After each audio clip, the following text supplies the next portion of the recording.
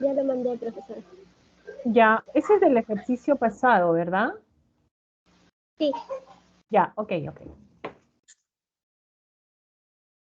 A ver, vamos a buscar el material para hacerlo más claro, ¿ya?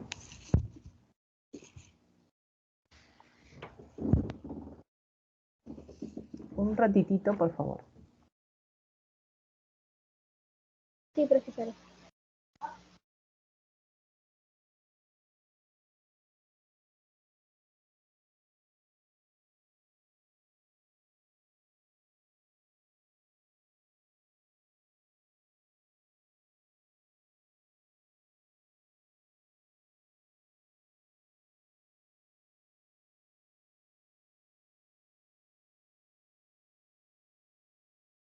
Un ratitito voy a dejar de compartir y ahí mando el material, ¿ya? Porque esta es la pregunta de la semana pasada, me parece. Ya, un ratito. Sí, lo que pasa es que a veces, como el tiempo es corto, no alcanzo a explicar todas las cosas, porque Ujú. trabajo y física. Ya, ok.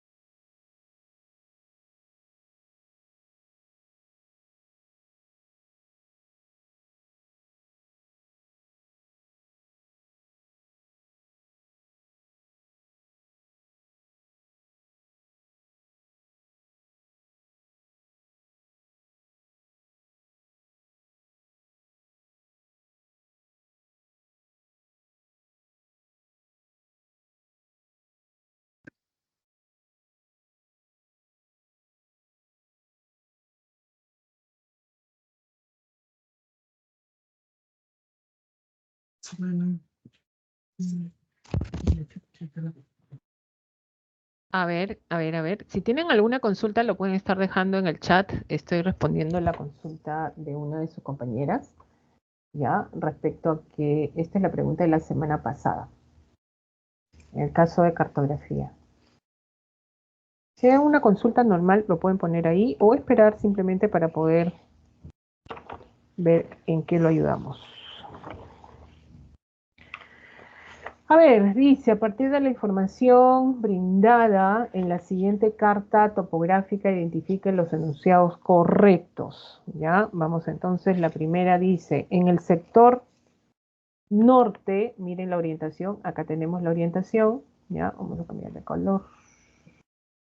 En el sector norte se encuentran los puntos de mayor elevación. Entonces, si nos vamos al sector norte, presentando en este caso, no vamos a encontrar tantos puntos de elevación, ¿no? Tenemos acá, vamos a agrandar esto mejor para verlo un poquito mejor, ya hacia el norte, que tenemos 1600, 1500, 1200 y acá 1800, 1700, 1600. Entonces, ¿dónde hay los puntos? ¿Dónde hay mayor punto de elevación?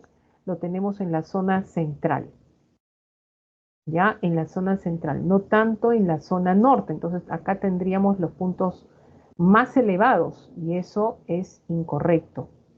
¿Ya? Ahora, espero que me estén entendiendo porque se supone que ya estamos en la semana 3, estamos pasando a otro tema. Significa, y ustedes saben que estos numeritos que tenemos acá, ¿qué significa? ¿Qué información me muestran? Esto me muestran lo que es al, la altitud. ¿Ya? Esto muestra lo que vendría a ser la altitud. Entonces, ¿qué pasa? Que vamos a ver acá que, o también esto tiene un nombre conocido como la cota, ¿no? Entonces, el primer enunciado nos dice que esto es incorrecto, pues, ¿ya? Esto tiende a ser incorrecto. Dos, la parte central muestra la existencia de una, en este caso, depresión. A ver, la parte central hay la existencia de una depresión. Entonces, a ver, vamos a ver si hay depresión. Se supone que la parte más pequeña de la curva, todas estas pequeñas curvas, acá estas curvitas, ¿no?, que vemos acá, tendrían menor cota, ¿ya? Menor cota, menor altitud, y estas partes más amplias, por ejemplo, tendríamos que sería mayor cota, ¿no? Porque para nosotros identificar una depresión, vamos acá, a ver, vamos acá, ¿no? ¿Qué hemos dicho? Para una depresión, ¿qué significa? Pues ahí es un desnivel profundo en la superficie donde la cota más grande, fíjense la línea acá, la más grande, esta curva de nivel, tiene mayor valor. ¿Cuánto vale? 30. Ahora, conforme van reduciéndose las curvas, ¿no? La curva más pequeña tiene el menor valor. Entonces parte de más a menos. Entonces esto va a una depresión. Eso es lo que te están preguntando. A ver, vamos a ver si eso es correcto o no, ¿no? Entonces vemos que en la zona central, que es esta zona, yo veo más bien que va 1500, 1600, 1700, 1800. Entonces esto es una elevación, no es una depresión, porque, profesora, ¿cómo sabe eso?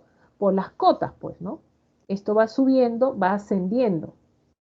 La base de esta elevación es 1500, es un valor menor, sube 1600, 1700, 1800, ¿no? Entonces ahí generamos pues que esto es incorrecto, ¿ya? Esto sería la 1 incorrecto, la 2 incorrecto. La 3, vamos, las curvas de nivel guardan una equidistancia de 100 metros. A ver, vamos a ver si las curvas de nivel guardan una equidistancia de 100 metros. A ver, profesora, ¿qué es una equidistancia? Es la distancia que hay en valor de una curva con respecto a una curva. Esto es A con respecto a B y con respecto a C y con respecto a D, ¿no? ¿Cuál es la diferencia entre uno y uno? ¿No? 1500, 1600, 1700, 1800. ¿Cuál es la diferencia? 100. 100. Entre ellos, entre cota y cota, ¿cuánto hay? 100. Entonces, las curvas de nivel guardan en distancia de 100, 100. Acá, 1400, 1300, 1200, 100. ¿No? 1600, 1500, 1200, 1100. Ah, 100. Todo es 100. Entonces, eso es, en este caso, correcto. ¿Ya? A ver, tenemos acá, la mayor pendiente del terreno se encuentra en el sector este, ¿ya? A ver, la mayor pendiente del terreno se encuentra en el sector este. Profesora, este es el sector este, así es. Ahora, ¿cómo yo sé que hay mayor pendiente? Que las líneas se están juntando, mira, se están juntando más. Acá no, las zonas son más amplias, mira las zonas, ¿no? Si hemos explicado, por ejemplo, cuando la pendiente es más alta, o sea, cuando hay más caída, cuando vas a encontrar un precipicio, cuando las curvas de nivel se juntan más. O sea, tú haces esto, ya, haces esto, ¿no? Entonces, fíjate acá que en estas curvas, acá, ¿no? En estas curvas se está juntando, se junta más. En cambio, acá se está alejando más, una con otra se aleja más, hay más espacio, fíjate, acá también lo hay. En cambio, acá, en este sector este, ¿no? ¿Qué sucede? Entre una línea y otra línea hay más cercanía, a diferencia de otras, ¿no? Entonces, esto es una mayor pendiente, ¿ya? Y esto es una suave pendiente. ¿Ya? Esta es una mayor pendiente y esto es una suave pendiente. Entonces, eso sería correcto. Sería 3 y 4. 3 y 4, clave E. ¿Ya? Clave E. A ver. Gracias, profesor. Ya, de nada. A ver, vamos. Si tienen alguna consulta, chicos, chicas, por favor, me escriben. Ahí me dicen, profesora. Y resolvemos.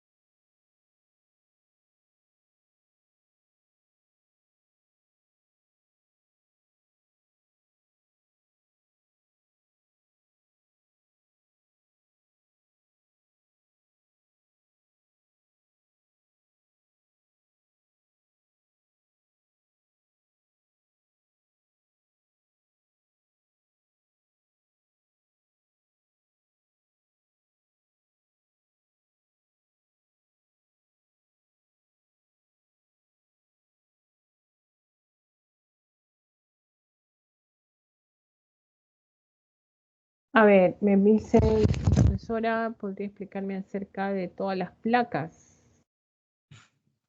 ¿Y en qué parte se encuentran exactamente? A ver, Leonel, quisiera entenderte en qué sentido todas las placas. Mencióname algo específico, porque me estás pidiendo que haga toda la clase, porque la semana es relacionado a dos temas, ¿no? Y está asociado a todas las placas.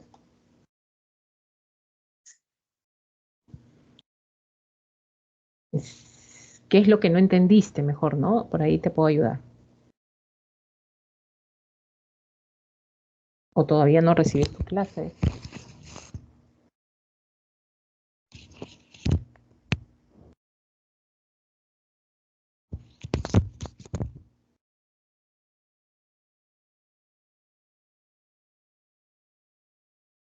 Ah, ya.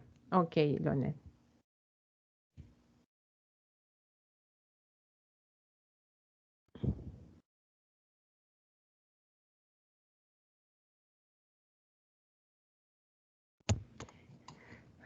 A ver, mira, esto vendría a ser lo que nosotros conocemos como los tipos de límites de placas tectónicas. Esto está referido más al límite de placas tectónicas. O sea, quiere decir que hay tres límites importantes, como es el límite convergente, el límite divergente y el límite transformante. Ahora, el límite convergente es aquel que genera la destrucción, destruye, modifica. Divergente tiende a, en este caso, a construir, ¿ya? Construir nuevo relieve. Y transformante, bueno, no crea ni destruye, nada. Ahora, en el caso del límite convergente, ¿por qué yo digo y se establece que es límite convergente? Porque el desplazamiento de las placas tiene un mismo sentido. ¿Ya? El desplazamiento de las placas tiene un mismo sentido. Y en el caso del límite divergente, el desplazamiento de las placas tiene sentido contrario, por ejemplo. Y transformante, su desplazamiento es horizontal, ¿no? Partimos de ahí. Ahora, en el convergente, ¿qué pasa en el convergente? Tenemos dos formas. Una zona de subducción y una zona de obducción. Ahora, ¿qué tienen en común una zona de subducción y una zona de obducción?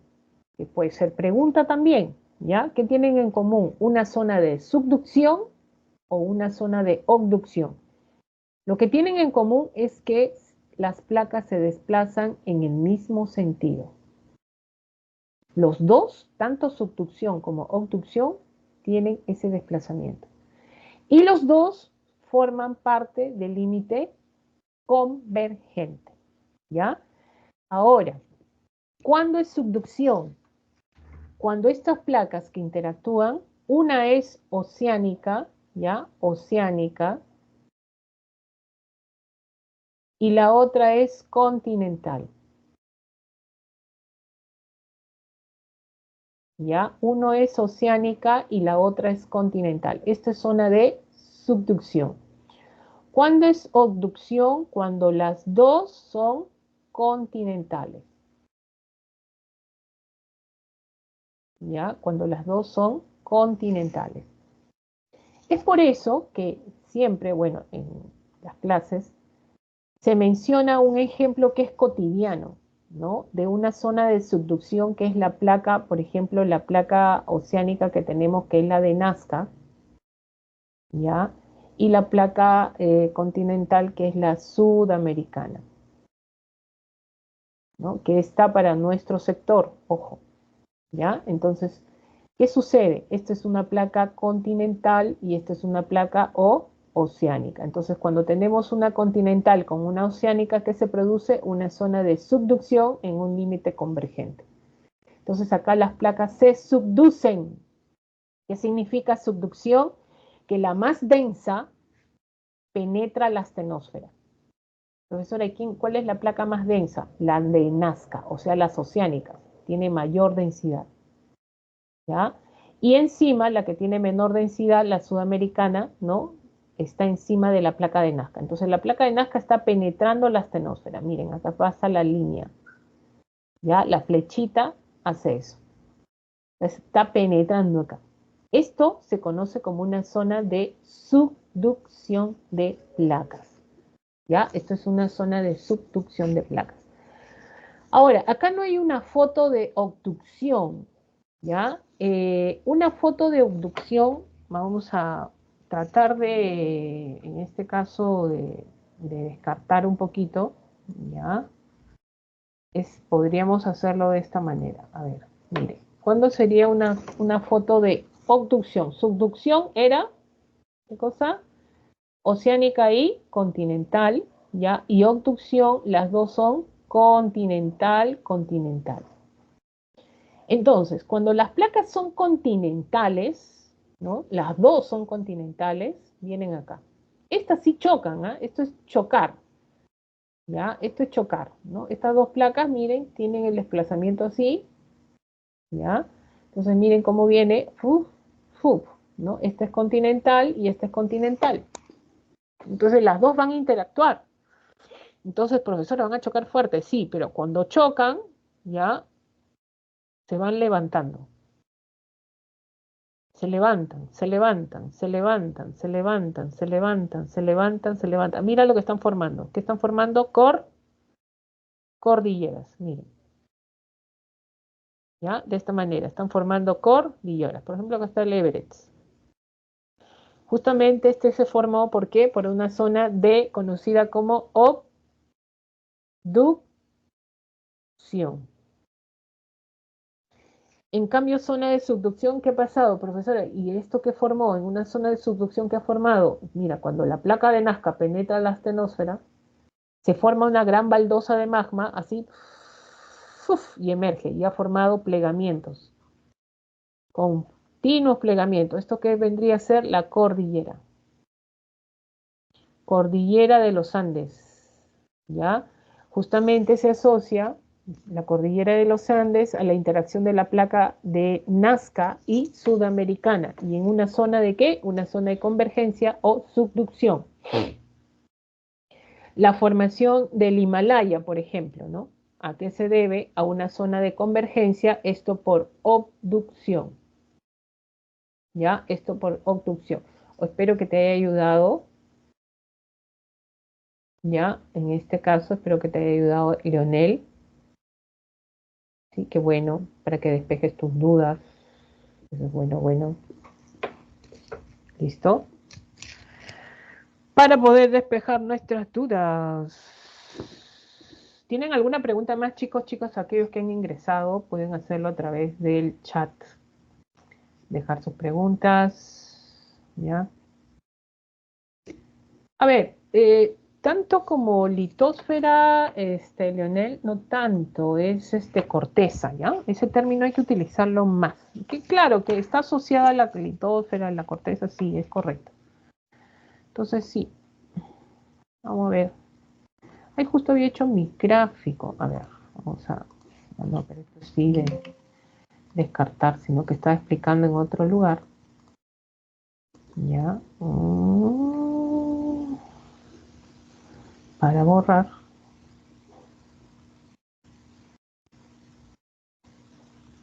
Bueno, nosotros entendemos esto y entendemos lo demás, ¿ah? Esto sí es básico. Si no, estamos en nada. Pero bueno, ¿ya? Entonces, este sería el gráfico, pues. Profesora, ¿y cómo es eso? Vamos a ver. Tienes acá, por ejemplo, tres, tierra, geosfera, ¿no? Es la parte sólida de la Tierra, ¿no? Eso sí, sí lo entendemos. Está constituida por capas concéntricas, ¿no? Ahí tenemos tres capas importantes. Corteza, ¿no? O también, como tú lo has dicho, litósfera, ¿ya?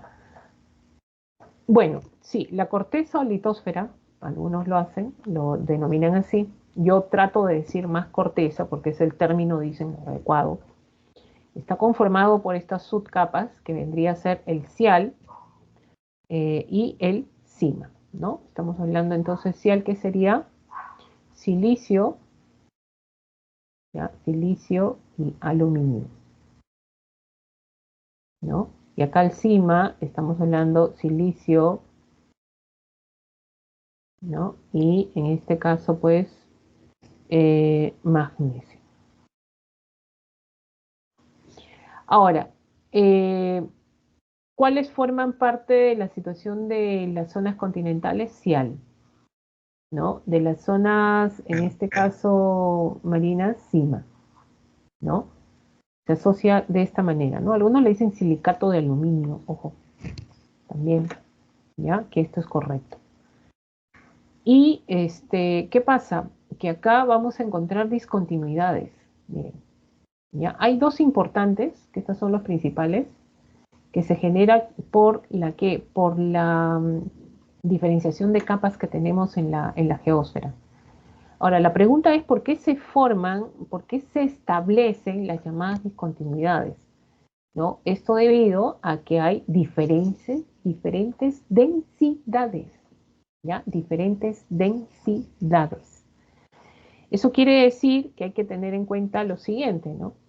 Si nosotros nos vamos al centro de la Tierra, ¿qué pasa con la densidad? La densidad aumenta. ¿Qué pasa con la temperatura? La temperatura aumenta, ¿no? ¿Qué pasa con la presión? La presión, en este caso, aumenta, ¿no? Entonces, con este referente vamos a tener, por ejemplo, que Cial y Cima no es lo mismo, ¿no? Por ejemplo, Cial y Cima no es lo mismo. No es lo mismo la zona continental que la zona oceánica. Entonces, tanto continente como océano tienen diferentes densidades, ¿ya? Diferentes densidades. Entonces, ¿qué se ha hecho para comprobar esto? A través de las ondas sísmicas, por ejemplo, ¿no? A través de las ondas sísmicas, y eso de repente ya lo han visto en clase, o lo van a ver recién, estamos en lunes, donde las ondas sísmicas no se desplazan igual por cualquier estado de la materia. Por ejemplo, las ondas P se desplazan por cualquiera, eso sí, sólido, líquido, semisólido, ¿no? Líquido, igual tiene la misma velocidad, ¿no? En cambio, las ondas sísmicas S solo se desplazan por sólido. Cuando viene el semisólido, ya se vuelven más lentas. Y cuando viene el líquido, ya desaparecen incluso. Pero solo la velocidad tiende a ser más constante, justamente de estas en sólido. Entonces, si tú sabes esto, entonces cuando vienen las ondas sísmicas que han hecho, han proyectado, pues han visto, ¿no? Por la diferenciación de densidades, donde se genera cambiar, pasar a otro estado, pasar a otra densidad a través de las discontinuidades. Entonces las discontinuidades marcan, ¿qué cosa? Marcan, cambian las diferentes densidades que existen en la geósfera. ¿Ya? Es por eso que el estado, la zona líquida y sólida no es lo mismo, diferentes densidades cambia, hay una discontinuidad con Ra. Entre el estado, entre lo que es la corteza y el manto, ya empieza un cambio drástico, porque en el manto superior hay una capa importante conocida como la astenosfera, y en esta astenosfera que existe, ¿no? El estado, ¿ya? El estado magmático, ¿no? El estado plástico magmático, ¿no? La lava que conoces en una erupción volcánica, por ejemplo, en estado piroplástico, ¿no? Así incandescente. Este es el estado magmático. ¿Qué cosa es el estado magmático? No es ni sólido ni líquido.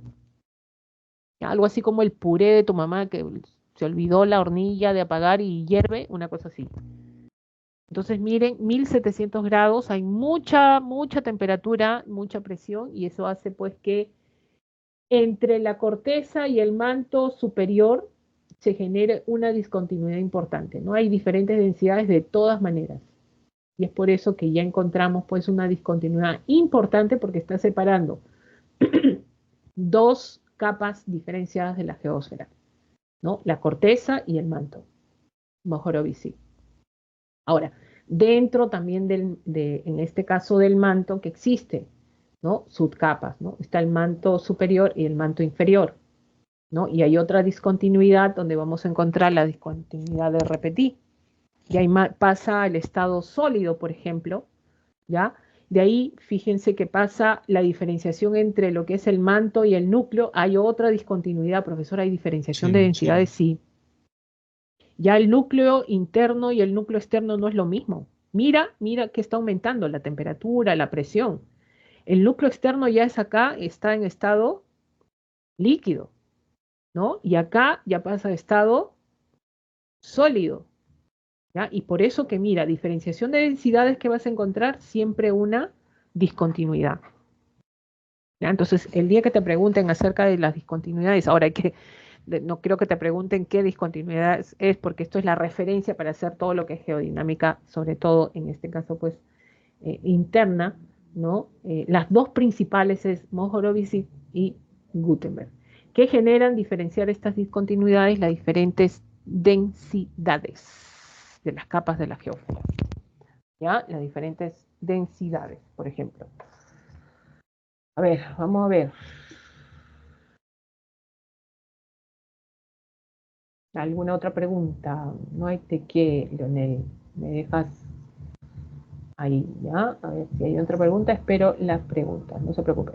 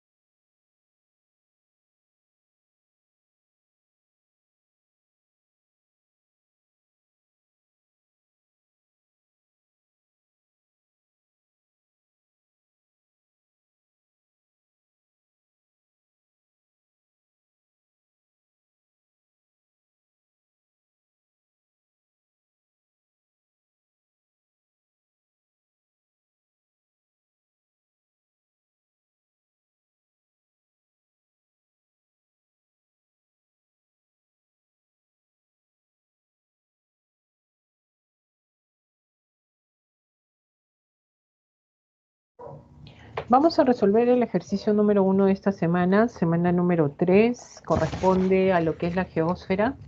Empezamos, dice, la geósfera es uno de los subsistemas de la Tierra.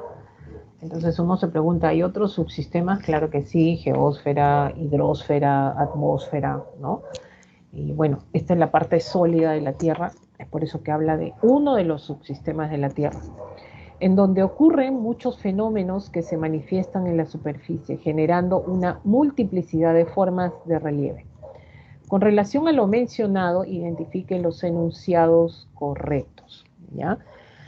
Dice, en la parte superior del manto se manifiestan las corrientes convectivas, de magma e inducen al movimiento de placas tectónicas, esto es correcto. Sabemos que todo el estado magmático está ubicado en la astenosfera y esto hace que se generen estas corrientes de convección que son de ascenso, descenso, de ascenso y descenso, ¿no? Y esto genera pues que en la parte externa de la astenosfera estas placas tengan a desplazarse según el sentido y orientación que se presente.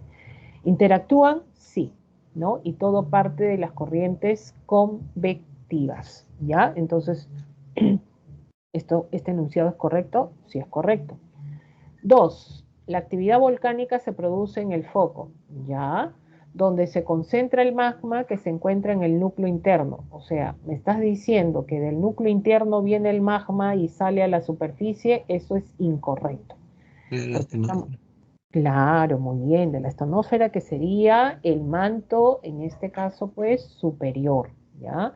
Entonces acá sería manto superior para poder hablar de que esto sea correcto, esto es incorrecto. Dice, la corteza terrestre se subdivide en cial y cima, siendo cial la corteza continental, y eso es correcto, correcto, ¿ya? Silicio, aluminio y la zona continental, así es, mientras que cima vendría a ser la zona oceánica. Y tenemos acá, en este caso, dice, las altas presiones y temperaturas se manifiestan en el manto inferior, generando un equilibrio isostático. El equilibrio isostático va a ser esta teoría que habla del equilibrio entre la diferenciación de densidades. Entonces, las altas presiones, ¿no? Y temperaturas, en este caso, ¿ya? Eh, en toda la geósfera no, no va a estar generando equilibrio isostático. Esto se está manifestando en lo que es el núcleo, sobre todo en el núcleo interno, ¿ya? En este caso, que este núcleo interno que se encuentra en estado sólido, ¿no? Entonces, el equilibrio isostático está asociado más a movimientos, sobre todo epirogénicos, ¿ya? Estamos asociando a movimientos epirogénicos. ¿Y qué son movimientos epirogénicos? Son movimientos que generan, por eso la confusión acá de repente, ¿no? Ser verticales de ascenso y descenso y buscan el equilibrio entre las diferentes formas de densidades, ¿no? Lo líquido, lo sólido, ahí están buscando generar esta diferenciación de densidades, un equilibrio, ¿no? Entonces, esto se da dentro de la corteza necesariamente, ¿no? Pero acá esto de mayor presión y temperatura es dentro del núcleo interno. Entonces, esto sería, en este caso, pues, incorrecto. 1 y 3, nada más tendríamos la respuesta correcta. Esperamos entonces un momentito, vamos al ejercicio número 2.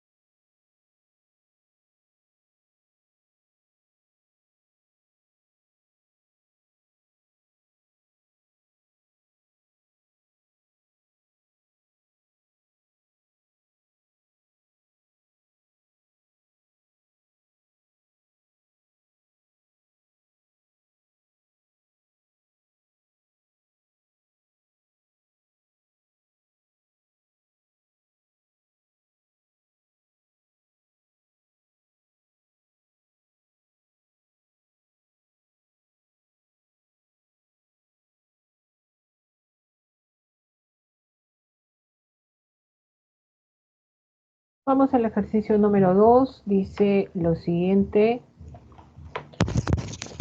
Observe la siguiente imagen sobre la teoría de la deriva continental y los procesos geológicos y luego identifique el valor de verdad de los siguientes enunciados. Vamos a ver. Tenemos, por ejemplo, el primer enunciado que menciona, dice, se pueden apreciar la coincidencia de los bordes continentales como prueba. Claro, los bordes continentales han sido parte de el inicio de la investigación que se ha tenido, cómo es que América del Sur, por ejemplo, coincidía con África, nuestros bordes continentales, la zona de Norteamérica con Europa, por ejemplo, ¿no? Y así sucesivamente, pues cada uno de estos continentes, donde finalmente, pues parte de la incidencia de esta investigación, ¿no? Ahora, entonces, esto es correcto, ¿ya? ¿Se puede apreciar la coincidencia de los bordes continentales como prueba? Sí. Eurasia y América del Norte conformaban en su momento la Eurasia. Bueno, correcto, ¿no?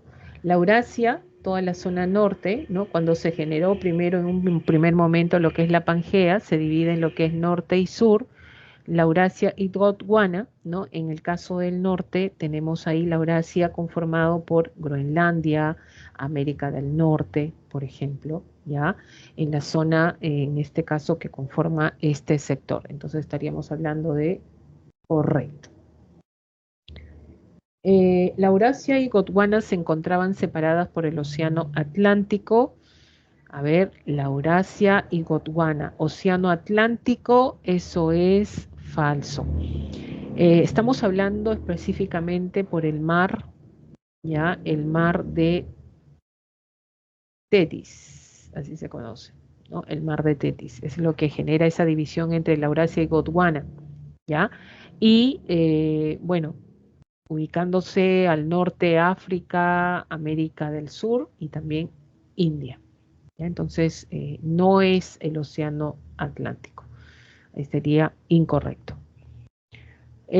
Gondwana estuvo conformada por todo el continente de América y África. No, esto es incorrecto. Si vemos Gondwana, primeramente sí tenemos África, ya por todo el continente americano no, estamos hablando de América del Sur, parte de India, parte de Australia, ¿no? Y también parte de la Antártida.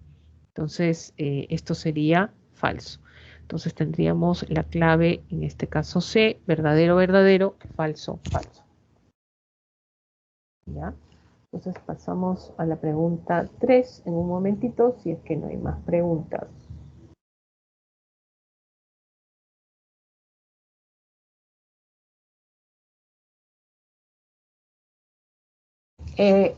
¿Cuál pregunta, Leonel? ¿La, la 1? La 1.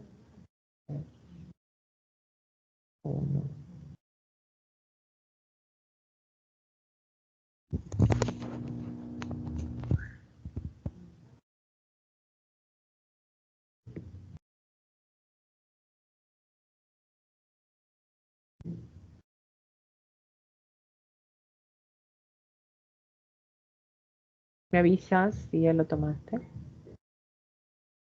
Ya, ok. Empezamos entonces con ejercicio 3. En un ratito, por favor.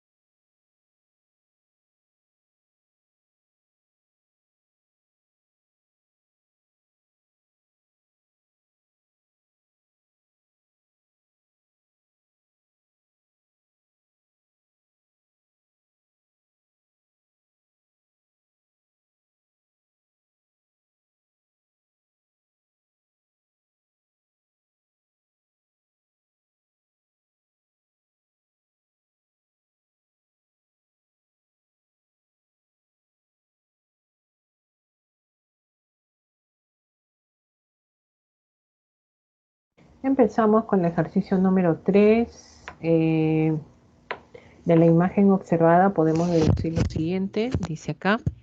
Bueno, lo que podemos observar es cómo se genera el desplazamiento a través de la astenosfera, formación de fosas, la placa, en este caso de Nazca, la dorsal atlántica, que se da una zona de, sobre todo, divergencia, ¿ya?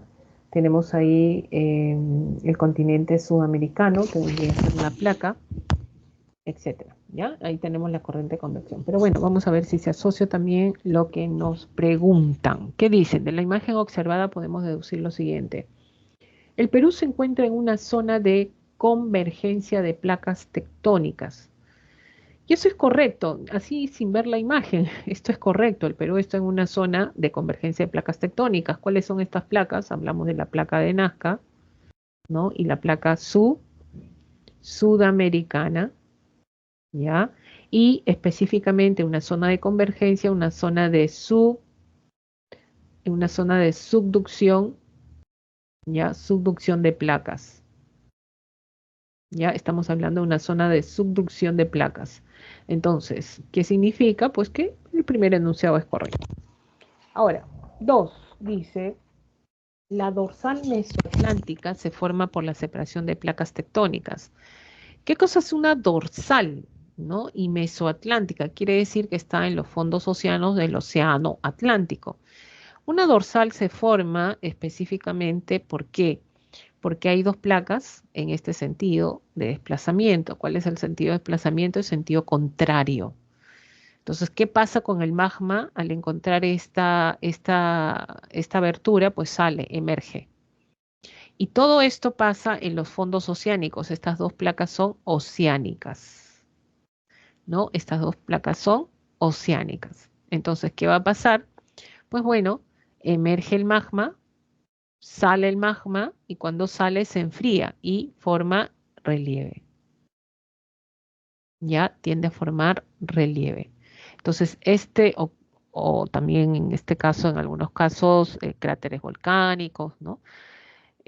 Pero en este caso nos preguntan en las dorsales y es ahí donde se forman, o también conocidas como cordilleras submarinas, ¿no? La dorsal, ¿no? Entonces, esto se forma en la separación de las placas tectónicas, sí, correcto. ¿Ya? Es la dorsal mesoatlántica, sí, o sea, mesoatlántica, ¿por qué? Acá está dorsal atlántica, en una zona de divergencia, ¿no? Justamente porque está en los fondos oceánicos del océano Atlántico, ¿no? Valga la redundancia.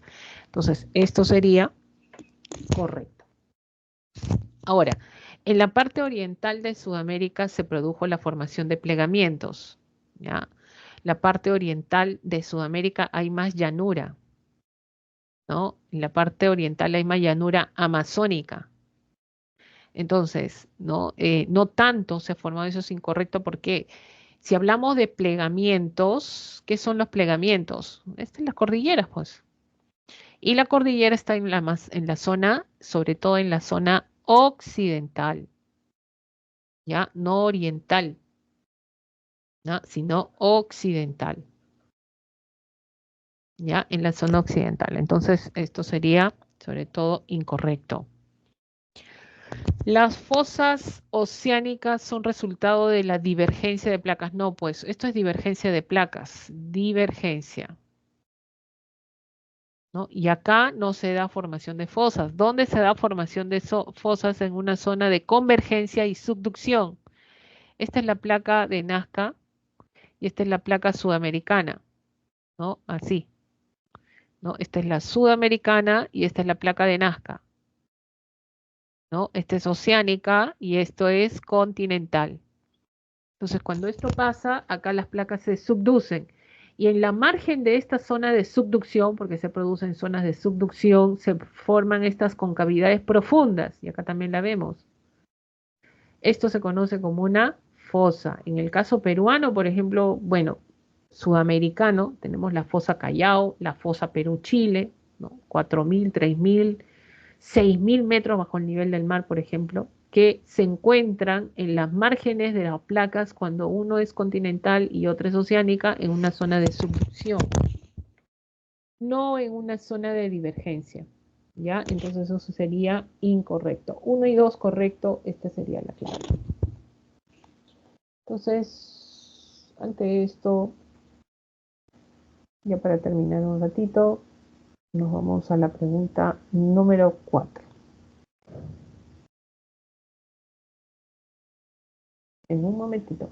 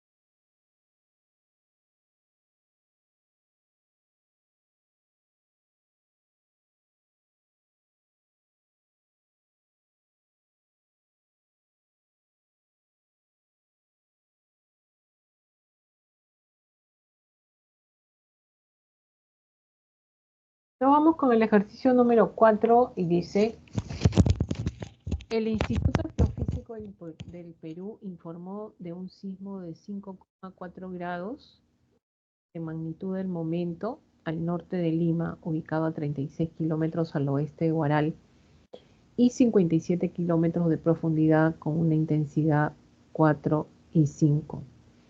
Con respecto al reporte sísmico, podemos inferir que, bueno, vamos a ver, dice acá, reporte sísmico, fecha, dan la fecha, la magnitud 5,4, ¿no? ¿Y esto qué significa? Es la liberación de energía, ¿ya? Esto es energía que se liberó. La profundidad 57 kilómetros. Cada vez que a uno le hablen de profundidad es esto, ¿no? ¿Ya? La profundidad, ¿de dónde vino? ¿De dónde se originó el sismo?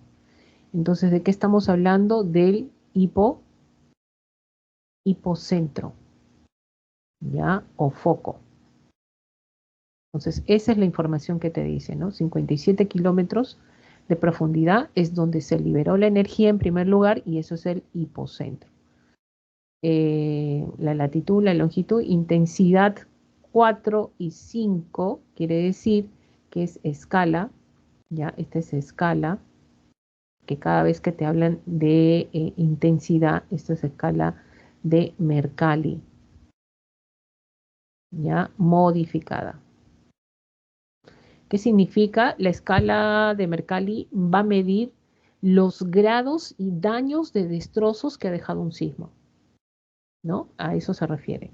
Daños y destrozos que ha dejado un sismo, ¿ya? La referencia 36 kilómetros al oeste de Huaral, cada vez que te pongan esto, al oeste, al este, ¿ya? Oeste, este, al sur, ¿no? ¿Qué te está hablando acá? ¿No? Te está hablando del epicentro. Cada vez que te pongan orientación, ¿no? Este, oeste, ¿no? Te están hablando del epicentro, ¿ya? Muy bien, entonces vamos a ver las alternativas, qué es lo que dice. Tenemos, por ejemplo, dice, el sismo tuvo como causa la actividad volcánica de la zona. No menciona, estaríamos hablando de una actividad volcánica específicamente, mencionaría que existe desplazamiento de estado magmático, cosa que no menciona, entonces descartamos. La intensidad registrada fue de 5,4, ¿ya? Generando daños estructurales. La intensidad fue de 4 a 5, ¿no? Acá menciona la intensidad de 4 a 5, entonces tampoco, ¿ya? Uno lo puede leer y decir, la intensidad es la energía que fue de 5,4, la magnitud es igual a la intensidad. No, la magnitud es la energía, ¿ya? Es la energía que se liberó. Ahora, por la escala de Richter se deduce que hubo una fuerte intensidad.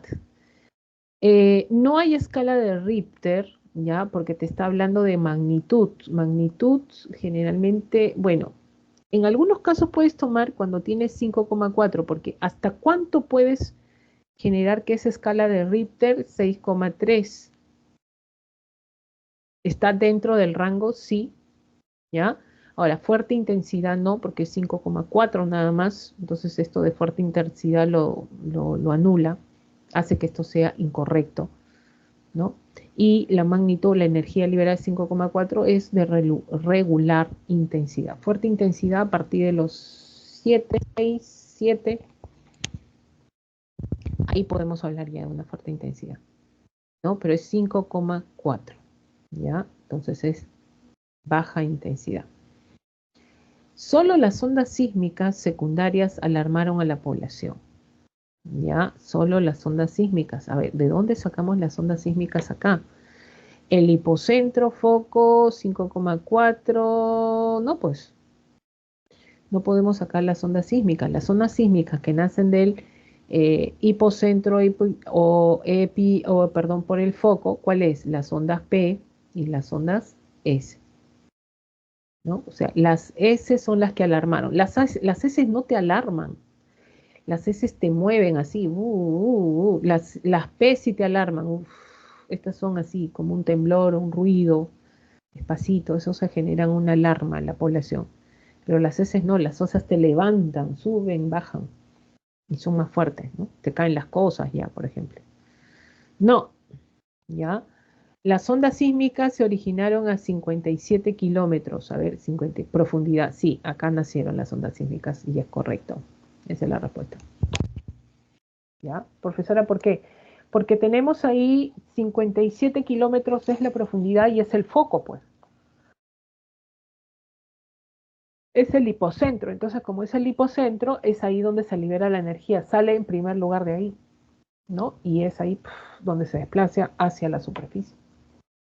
Entonces, ahí estaríamos hablando de, en este caso, ¿ya? De la alternativa correcta. Y bueno, tenemos las claves de esta semana.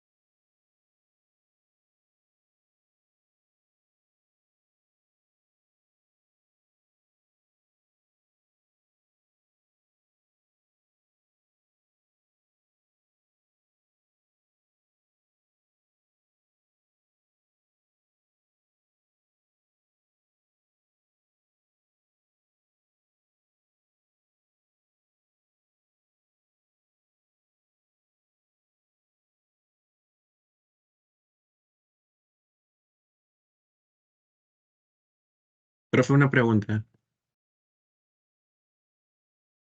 Sí, dime. ¿Desde qué ¿Desde qué intensidad intensidad se se consideraría que consideraría haya que haya daños? daños?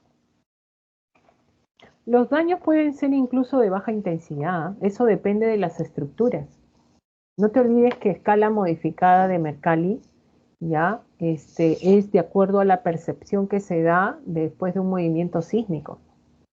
Podemos tener una intensidad de 5, no sé si has visto noticias, de 5 grados, por ejemplo, de magnitud de un temblor y de pronto se cayeron casas, ¿no?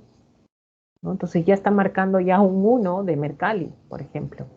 Entonces la estructura es un elemento importante de cómo fue edificada esa zona y aparte es que es de acuerdo a la percepción que uno ve, ¿no? ¿Ya? Pero graves, graves, ya estamos hablando pues de 6, 7, ¿no?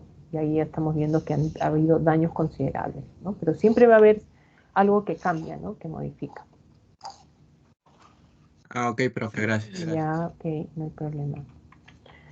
Muy bien, descartado. Bien, un ratito.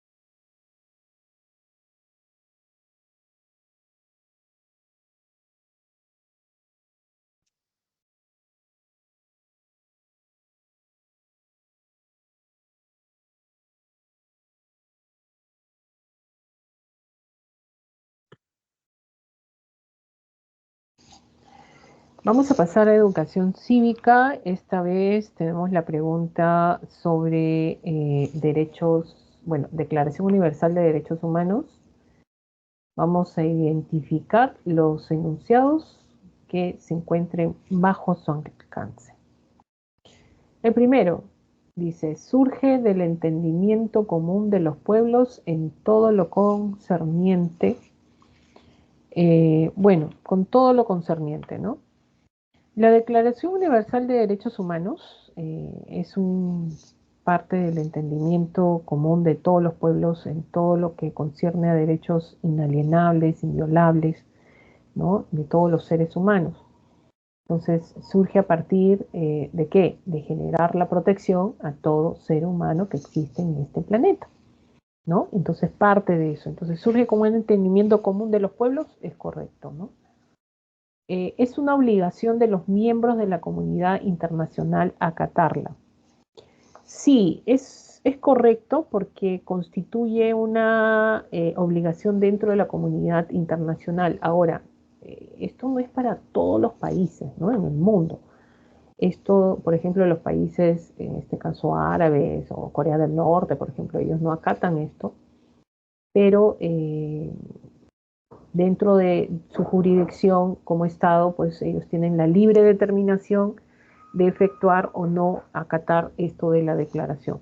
Es por eso que muchas personas que salen de esos países que son sometidos, entre comillas, ¿qué sucede? Que van a otro país y aplican, sobre todo para que se reconozca sus derechos humanos como tal, ¿no? Es por eso que muchos países le brindan asilo a estas personas que huyen de esos lugares, ¿no? Entonces, es acatarlo, es una obligación, es parte y muchos de los países han generado sobre todo redactar en su orden jurídico esta declaratoria universal, ¿no? El caso del Perú también lo hizo. Entonces, esto es correcto, ¿ya? ¿Es una cierta obligación? Sí, está dentro de esa obligación como miembros de la comunidad internacional. Dice, ¿se reconocen mayores derechos a los ciudadanos que pagan tributos? No, pues ahí estaríamos cuando hablamos que unos sí y otros no, y otros van a tener mayores derechos, otros van a tener menores derechos, ahí estamos generando ya la discriminación, ¿no? Estamos segregando a un grupo y a otro no. Entonces, los derechos es para todos, ¿no? No es porque tú tienes más, pagas más y tú menos, no es así, ¿ya?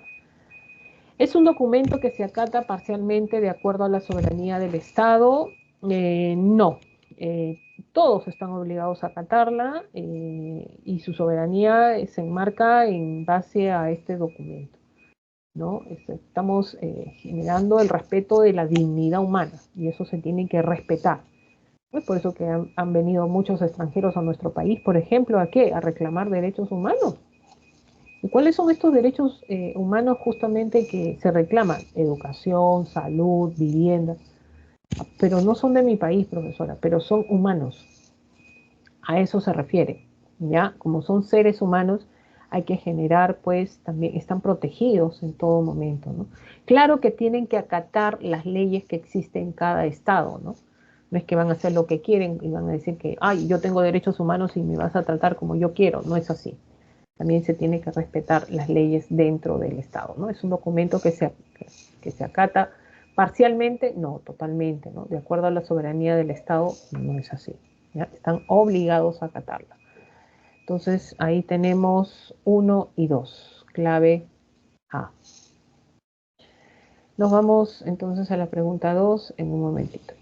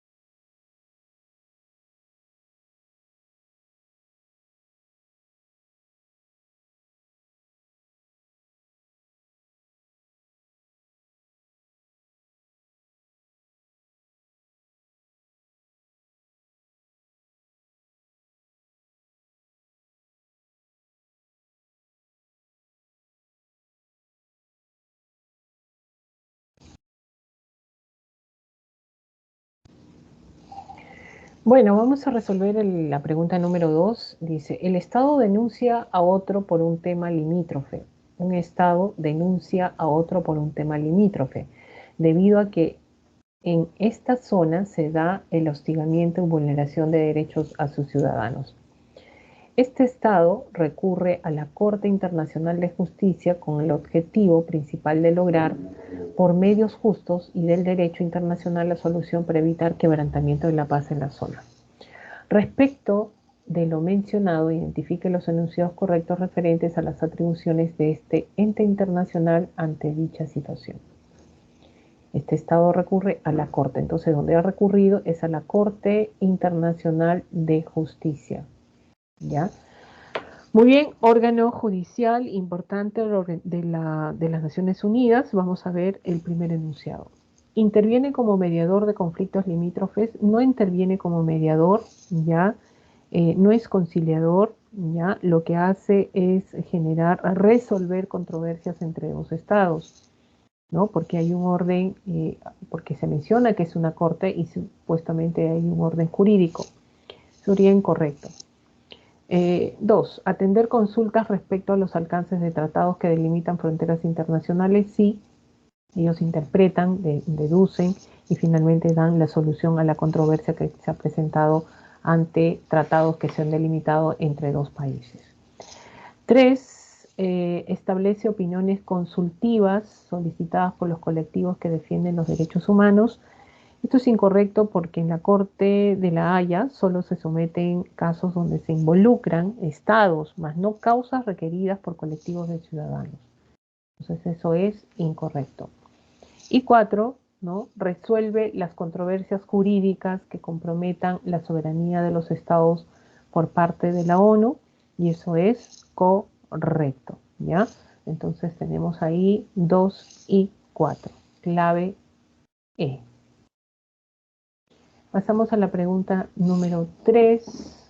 Dice, un grupo de ciudadanos de un estado americano, al ver que sus reclamos han sido agotados en la vía judicial dentro de lo que se compete a su orden jurídico, deciden ir a la instancia internacional. Dado que esta sentencia vulnera sus derechos humanos, este grupo de ciudadanos debería recurrir para evaluar su caso. ¿A dónde recurro para evaluar mi caso? Pues bueno, a la Comisión Interamericana de Derechos Humanos.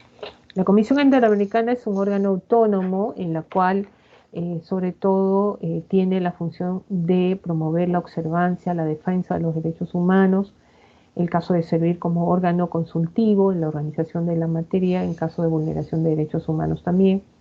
Tiene la capacidad de someter ante la Corte Interamericana de Derechos Humanos los casos donde los estados suscriptores de la Convención puedan resultar responsables de la violación de derechos humanos, ¿no? Cualquier persona o grupo de personas o entidad no gubernamental legalmente reconocida en uno o más estados miembros de la organización pueden presentar a la Comisión peticiones que contengan denuncias o quejas de violación que esta convención por el Estado parte. Entonces, ¿cuál sería la respuesta? La clave E, Comisión Interamericana de Derechos Humanos. Y la pregunta 4 dice, un grupo de colectivos ciudadanos decide convocar una marcha para manifestarse y alcanzar un pliego de reclamos a los representantes del gobierno.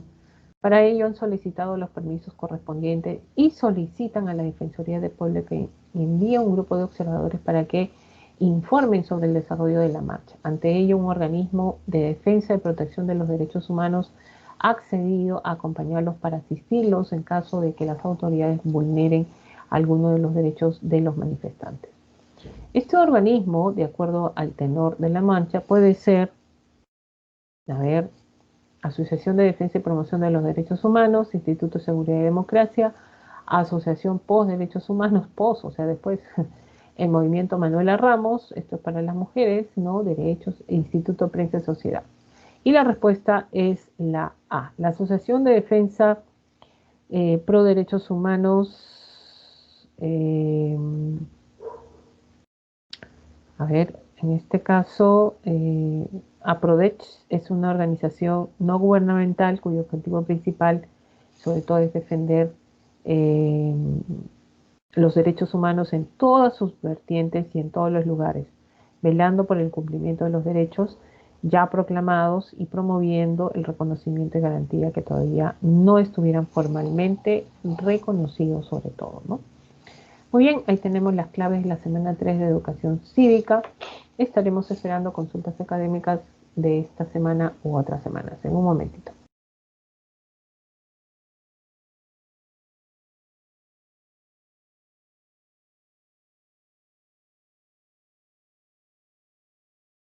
Buenas tardes, profesora. Buenas noches, ¿qué tal? ¿Me podría ayudar con un ejercicio, por favor? Se lo envío por el chat. Ya, listo, te espero. Ya, ahí lo envié. Es el número 70. A ver, vamos a ver, ¿ya? ¿De dónde es?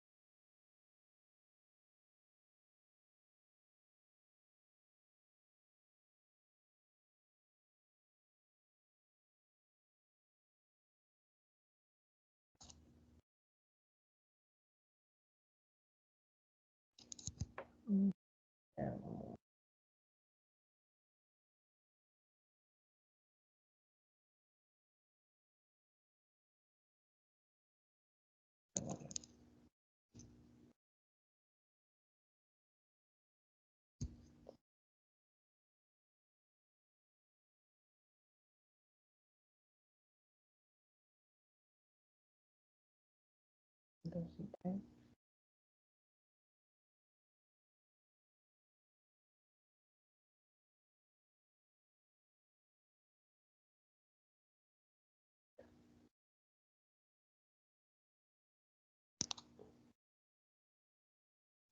¿Cuál ha sido tu problema en esa pregunta? Sí, disculpa. ¿Cuál ha sido tu problema en esa pregunta? ¿Qué te ha generado confusión en esa pregunta? Bueno, no conozco los criterios de clasificación de Köppen. O sea, no sé, en esa sí no estoy seguro si es verdad o falso. Y bueno, tampoco sé si el clima frío boreal es de alta montaña. Ujú. Creo que la 2 es falsa, porque esa Sí, es la sierra, si no me parece. sí, es correcto Y lo que dices. sí. Y bueno, la 3 también estoy en duda, porque no estoy seguro. Me parece que es verdad, pero no estoy tan seguro. No sé Sí, no conozco la clasificación de INRENA. claro, lo que pasa es que INRENA estableció 11 tipos de clima. ¿Sí? De los climas de los 11 hablaba de 8 existentes en el Perú, ¿no? Que eso ya se está modificando ahorita, porque hoy día se habla de 38 climas, por ejemplo, ¿no? Sí, sí, justo encontré un artículo así, eso me causó dudas. Entonces esto es un poquito como que no han tomado una información antigua, pero lo han tomado como válida. Porque si tú tomas esto como falso, hoy día yo diría que eso es falso, pero lo han tomado como verdadero, ¿ya? Mm, La clasificación, según INRENA, está basado en Köppen, y ¿mm? eso es correcto. ¿Por qué? Porque Köppen hace una clasificación del clima de acuerdo a la temperatura y a las precipitaciones. Entonces, ¿cómo genera la clasificación del clima Köppen? Es a partir de dos elementos, precipitaciones y temperatura. Entonces, cada vez que tú veas una descripción de Köppen vas a ver eso específicamente que resalta, ¿no? Y es por eso que a partir de acá el INRENA toma como modelo a Köppen, ¿no? Eso sería verdadero, de ahí la 3 y la 4. que el clima frío también se le conoce boreal porque es el extremo, ¿no? El extremo lo hablan así, el norte extremo, ¿no? Como clima de montaña o alta montaña también le conocen, ¿no? El clima de la costa central no, pues templado subhúmedo no es de la costa, ¿no? Es árido, árido seco. Acá no hay un clima templado, no existe en la costa central, ¿no? O subtropical también lo conocen algunos, ¿no? Y ese es un tema que manejamos en la semana, si no me equivoco, ay, no sé, la semana 9, me parece, la semana 9. Pero sería la D entonces, ¿no? La D. Sí, justo estaba cerca, pero me mareé un poco. Porque el nuevo criterio de 30 y algo climas ya no es Sí, del pues Köppen, me parece, ¿o sí? no, está más en las condiciones, claro, lo han basado en Köppen, pero habla de un mapa, sobre todo habla de cómo se distribuye en diferentes, incluso hablan de microclimas por otro lado también, pero están basándose en 38 climas y Sí, sí, nosotros justo la eso. pre seguimos con Köppen, seguimos con Köppen. Ah, ya, también todo este ciclo va a Sí, ser igual con... sí, con Köppen. De acuerdo a la clasificación que vas a ver, vas a encontrar eso. Pero tus criterios han sido buenos, ¿ah? O sea, casi cierta es la respuesta. Sí, bueno, por ahí estuve. Sí, sí, muy También lo buena. busqué en Google, me ayudé, pero igual quería estar seguro. Muchas Está, gracias. está en Google. Ya, ok, no hay Sí. problema. Hasta luego, buenas noches. Ya, hasta luego, buenas noches.